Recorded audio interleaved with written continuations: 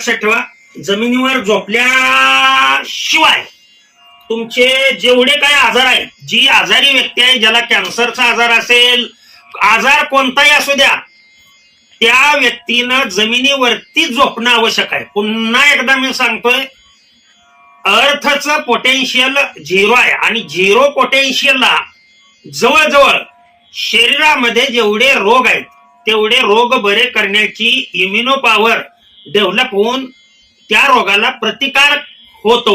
हे महत्वाच्या गोष्टी लक्षात ठेवा. त्याच्यामुळे खाली झोपणं आवश्यक आहे.